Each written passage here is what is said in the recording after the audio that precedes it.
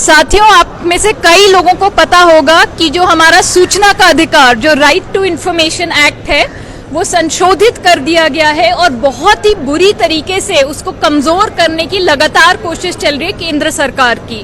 हाल ही में एक data protection act, digital personal data protection act, जिसको कि शॉर्ट में डीपीडीपी एक्ट कहा जाता है, वो लाया गया है और उसमें सरकार ने सीधा सीधा ये बोल दिया है कि अब से सूचना के अधिकार में कोई भी व्यक्तिगत जानकारी आपको नहीं मिलेगी।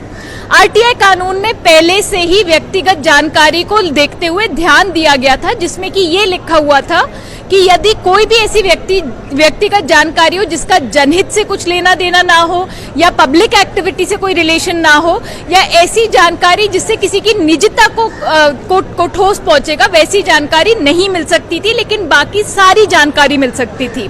डीपीडीपी एक्ट के माध्यम से सरकार ने क्या करा है, ये सारे प्रोविजंस, ये सारे प्रावधान हटा के सीधा सीधा बोल दिए कि अब से आपको कोई व्यक्तिगत जानकारी नहीं मिलेगी।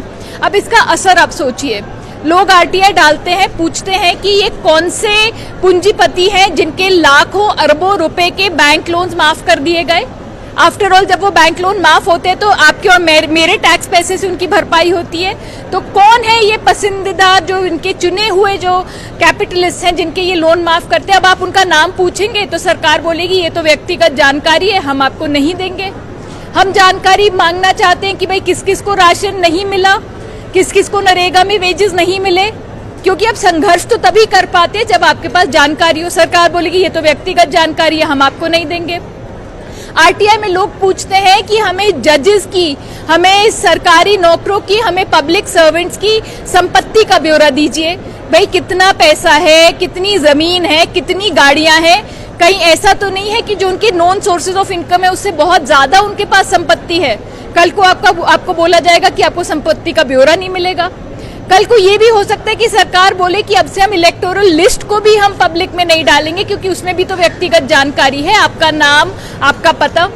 तो इस तरीके से यदि ये कानून जो ऑलरेडी संशोधित हो चुका है, इसको अगर वापस नहीं लिया गया तो आज से बहुत मुश्किल हो जाएगा हमारे सूचना का अधिकार का हमारे लिए इस्तेमाल करना और सरकार से जवाबदेही मांगना।